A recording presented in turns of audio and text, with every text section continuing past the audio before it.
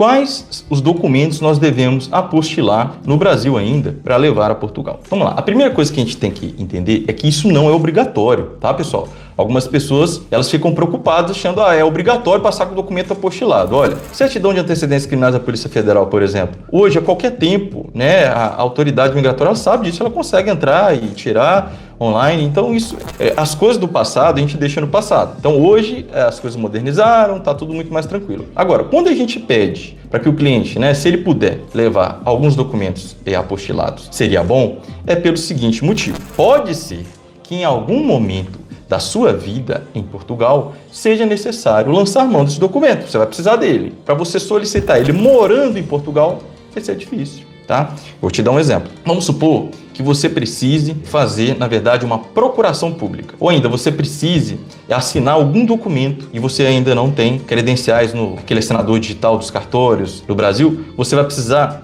usar o consulado do Brasil de Portugal. E a fila, às vezes, é bem acentuada. Pode ser que o processo seja moroso e pode ser muito mais caro. Então, quando a gente fala que é legal você solicitar alguns documentos segunda via e apostilar eles, é para que você não tenha essa dor de cabeça. Se você deixou uma procuração pública com alguém no Brasil, isso pode ser resolvido, porque essa pessoa pode conseguir esses documentos para você, que algumas vezes, por conta da LGPD, os cartórios vão exigir que você tenha um procurador público, e essa pessoa vai te enviar isso por DHL, via CTT, Correio CTT. Agora, a gente tem uma peculiaridade. Se você não consegue deixar isso com alguém, existem também formas de você solicitar isso a serviços cartorários que fazem online. Então, assim, quando a gente fala tem que ir apostilado, só para a gente deixar claro, não é obrigatório. Mas quais seriam os documentos interessantes e por quê? Então, primeiro, certidão de nascimento e casamento, mais atualizada possível e apostilada. Porque você vai precisar apresentar esse documento.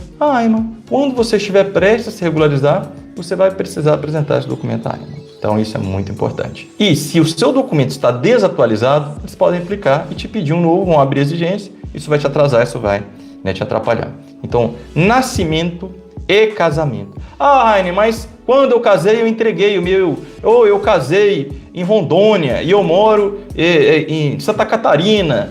Como é que eu faço? Você não precisa se locomover até esse local, até o cartório onde você realizou os seus atos. Você consegue, na verdade, isso morando e pedindo em outro lugar, tá? Então, se você vai até um cartório e pede uma materialização, esse cartório vai entrar em contato com aquele emitente, ele vai mandar esse documento digital para esse cartório onde você está, ele vai materializar, vai imprimir para você bonitinho, como se tivesse sido feito lá, né, materializado, e vai ali te dar o original e pode apostilar, você vai pedir para apostilar. Então, esses documentos são importantes por isso, e esses documentos são importantes porque, caso você perca o seu passaporte, ou precise fazer algum procedimento que exija você ateste a sua identidade por outro documento, não só com o passaporte, né? Eu preciso de mais elementos que comprovem que você é você. Esse documento vai ser exigido. Então, quanto mais tempestivo, quanto mais próximo você emitir uma segunda via do dia da sua viagem, deslocamento a Portugal, melhor, tá? Então, nascimento e casamento. Outro documento que é muito importante, histórico escolar e diploma escolar do ensino médio. O do ensino superior é importante? Mas agora, não sei.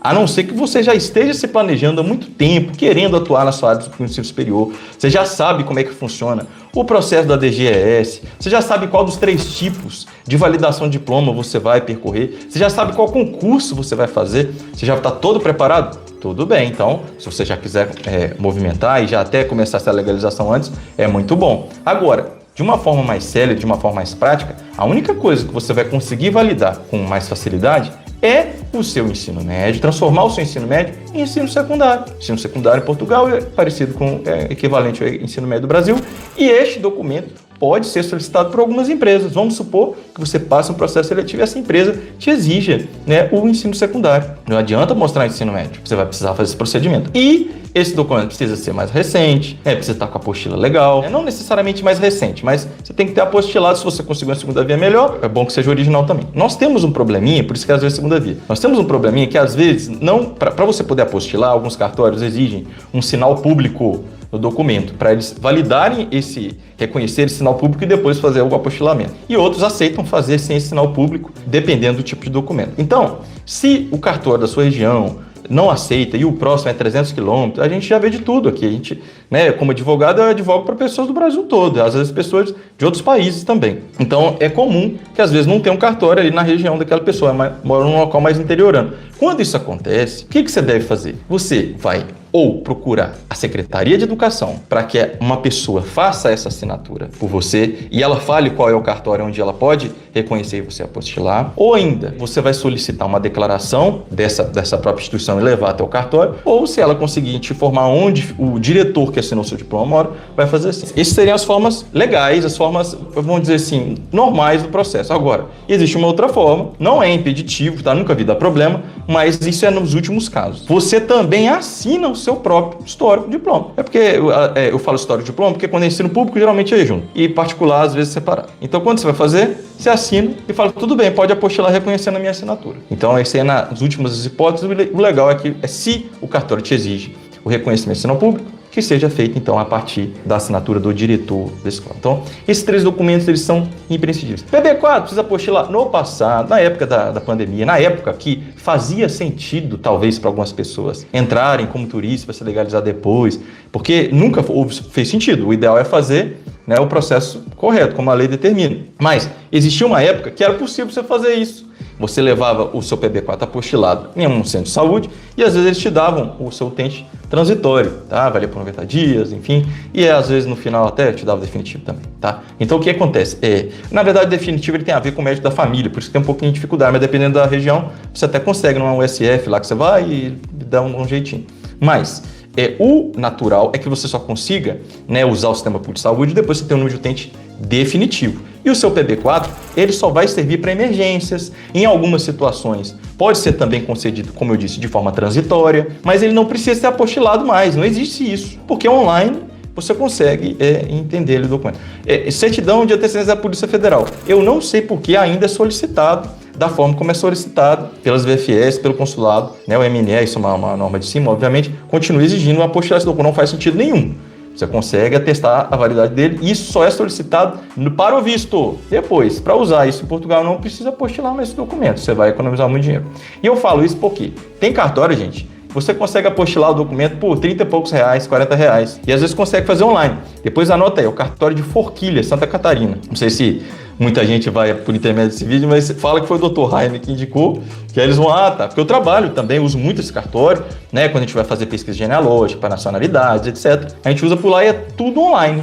Eles abrem um grupo, né, comigo, com o cliente, se você vai fazer sozinho, vai abrir com você, você vai explicar o que você quer, eles vão fazer tudo, vão te enviar para via DHL para onde você quiser, em qualquer lugar do mundo, que seja, né, possível, habitável. Eu moro na caverna, não tem jeito. Dessa forma, você conseguiria, então, economizar, porque às vezes na sua região, por exemplo, não vale a pena, você não vai apostilar 10 documentos, você só é 1 ou 2, não vale a pena, porque mesmo que você faça mais barato, com o envio, às vezes fica o mesmo preço. Mas tem região que é R$200. Um apostilamento. Aí você vai apostilar coisa desnecessária? Certidão, nascimento e casamento, ensino médio. Isso é o que eu oriento que você faça a apostila um pouco antes, aí, umas semanas antes de adentrar em território português. Outra coisa, essa certidão de nascimento e casamento, ela deve ser em inteiro teor, digitada. Não é a cópia repográfica ainda. Isso é só quando você for pedir sua nacionalidade portuguesa. Tendo isso em vista, o mais importante são esses 3. Tem outros documentos que é interessante eu levar que não precisa ser apostilado? Ou algo que eu preciso fazer? Claro, é muito importante você deixar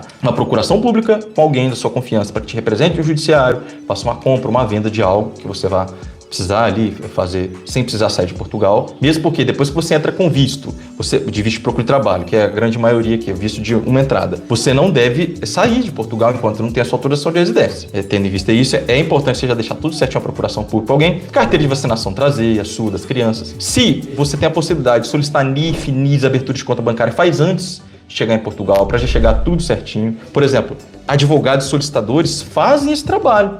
Contrate um da sua confiança e já chegue com tudo pronto. NIF e NIS para as crianças. Quando você vai matricular o seu filho na escola, dependendo da idade ou o que for, você vai precisar colocar, se não tiver vaga na região, você vai procurar um agrupamento de escola e ela vai fazer vai falar, ó, só tem vaga aqui, aqui, aqui, principalmente por causa das nossas datas, né? Um dia eu faço um vídeo sobre isso. O ano letivo, ele finaliza no final de junho e começa em setembro. Então, sempre você vai atrasar ou adiantar 6 meses. De uma forma ou de outra, o filho sempre acaba perdendo. Eu tô falando aqui sobre os menores. Então, isso aí sempre vai ser exigido. NIF, o NIS nem sempre, mas o NIF é obrigatório, tá? Então, faça também dos menores antes de chegar, né? Caso você já pretenda já estudar, certinho, colocar eles para estudar. Olha a região onde você vai, qual o agrupamento de escola que é o responsável, isso também é muito importante por aquela região. O agrupamento de escola é como se fosse uma secretaria escolar. Lá também é escola, geralmente tem dos miudinhos até os maiores, é o primeiro, segundo, terceiro ciclo, e o dos pequenininhos geralmente é separado,